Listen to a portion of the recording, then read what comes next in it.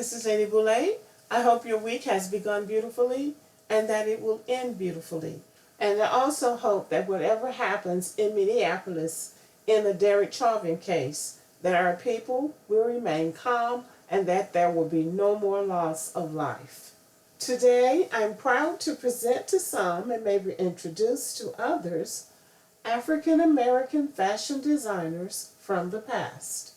At the beginning of the video, you saw fashion scrolling across the screen of modern day designers, but African Americans have always been involved in the fashion industry.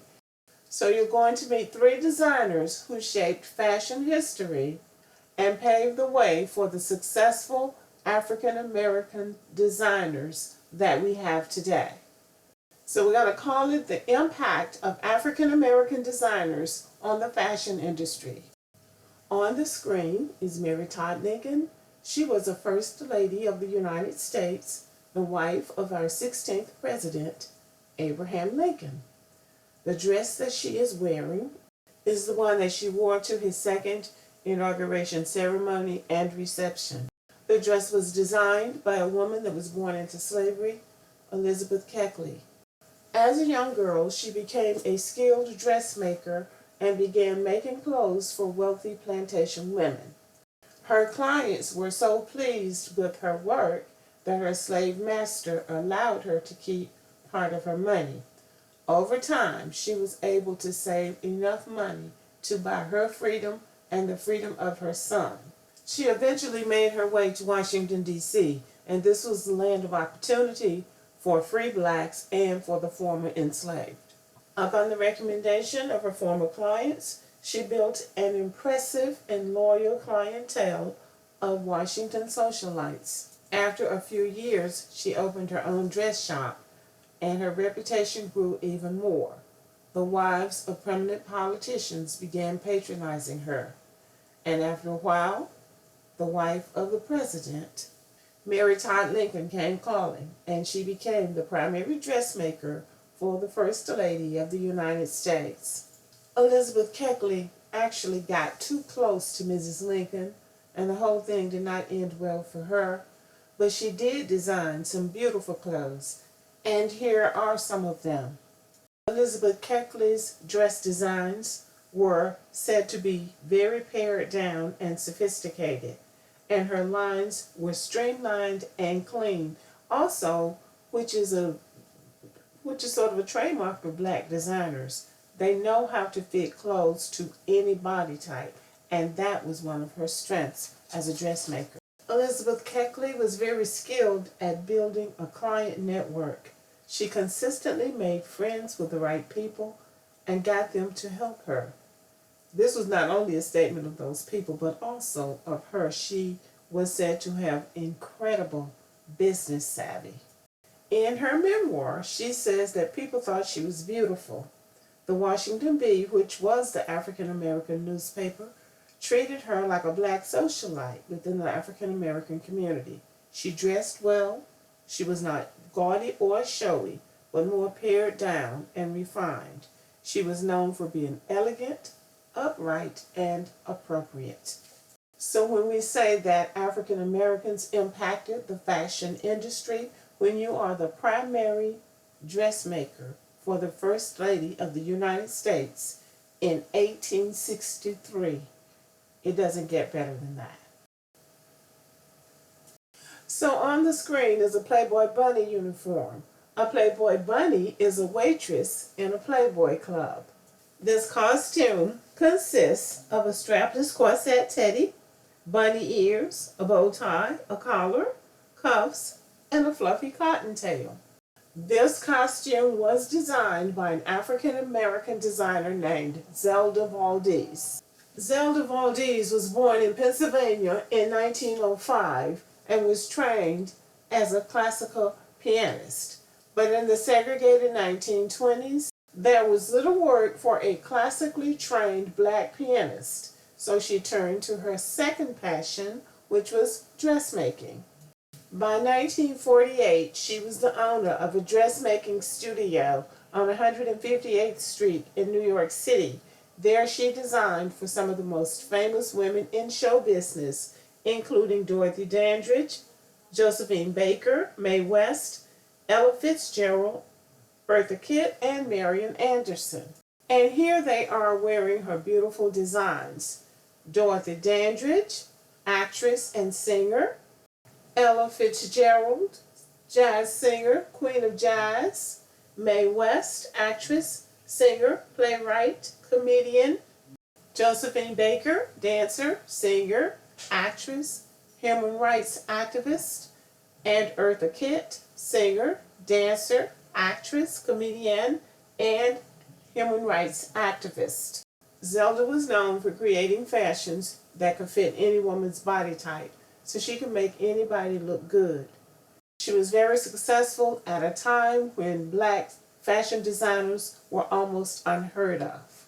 She's an iconic figure in the fashion industry. She impacted fashion not only for African Americans and African American designers, but for women in general. She lived a long life and died in 2001 at the age of 96. On the screen is one of the most iconic pictures of a beautiful woman on her wedding day in her beautiful wedding dress that you will ever see. This is Jacqueline Bouvier on the day that she married John Fitzgerald Kennedy. She would eventually become First Lady of the United States, as John Fitzgerald Kennedy would become our 35th president. The dress that she is wearing is one of a kind. It is beautiful, it is exquisite, and it is breathtaking. And it was designed by the African American designer Ann Lowe.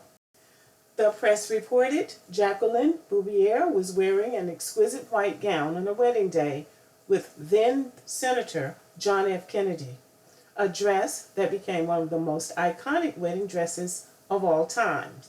It was a memorable day in fashion history, yet the name of the designer, an African American woman, was never revealed. Jacqueline Bouvier did not like the dress. When someone asked her, and this is what's reported, when someone asked her who made the dress, her response was, "I wanted a French designer, but a colored woman made it." Her father-in-law, Joseph Kennedy, was footing the bill.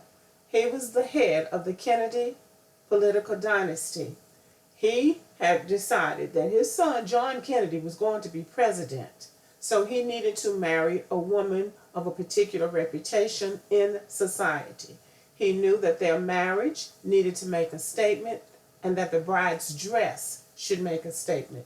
So he insisted that Ann Lowe, who had a stellar reputation as a fashion designer, design the dress. It certainly made a statement, becoming one of the most iconic wedding dresses of all time. But Jacqueline Bouvier was not proud of the fact that a colored woman had designed her wedding dress. Close associates report that Ann Lowe was devastated by the fact that she had not liked the dress, that she had made the statement, and that she had not mentioned her name, because that would have brought her business and would have elevated her. But such are the problems of African Americans pioneering anything. Nevertheless, Ann Lowe went on to have a very lucrative career in fashion for a while. She was born in Clayton, Alabama, so she's my homie, and she was brought up in a family of seamstresses. Her mother and grandmother taught her how to sew. So she opened a business when she was very young, and then eventually found her way to New York City, which is the fashion capital of the United States, if not the world. Her work was so exquisite and her handiwork so detailed that she was able to attract very high society women. And she set high standards for herself and her customers. She said, "I love my clothes and I'm particular about who wears them." And I'm going to show you some of her designs as I continue talking a little bit more about her. Throughout her career, Ann Lowe continued to work for a wealthy clientele. people who often talked her out of charging hundreds of dollars for her designs. After paying her staff, she often failed to make a profit on her work. Later, she admitted that at the height of her career, she was virtually broke. In 1961, she received the Courtier of the Year award, but in 1962, she lost her salon in New York City after failing to pay taxes.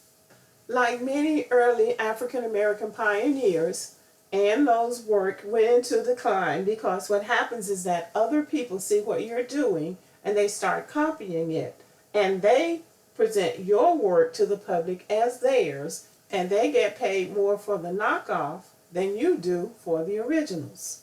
But Ann Lowe was the first African American designer of haute couture fashions. That is the legacy that she left behind, and she's remembered more now for what she did than she did at the time she was doing it. These women were pioneers and even daring in their efforts, in that they were trying things that had never been tried before by African American women. And they succeeded because we're still talking about them, and not only are we talking about them, but the institutions that ignored them when they were alive are talking about them also. They were innovative with their own ideas about fashion, how they thought clothes should look, and how they should be made. They took the skills passed down from their mothers and grandmothers and turned them into creative businesses. And this was no easy feat for black women trying to get a business off the ground from the early to mid 20th century. Here again we have African Americans who step out and set a pattern. They lay the foundation for what we're seeing now. Kanye West has just created what they say, a billion-dollar, multi-billion-dollar fashion business.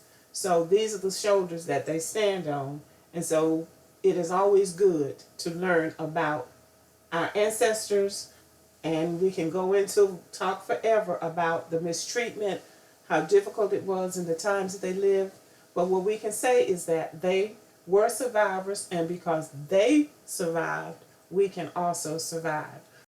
These women's legacies speak for themselves. Elizabeth Keckley has designs at the Kent State University Museum and also at the African American Museum of History and Culture at the Smithsonian. Zelda Valdes has the distinct recognition of being the designer of the Playboy Bunny costume, and her designs show up in African American museums all over the country as well. Ann Lowe has 5 designs on display at the Metropolitan Museum of Art.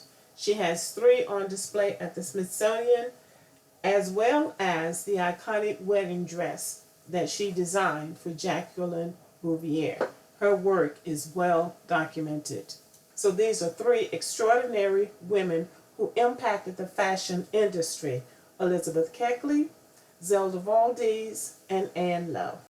I will end the video with a tribute to each one of them. We're thankful for our ancestors, and may they rest in peace forever.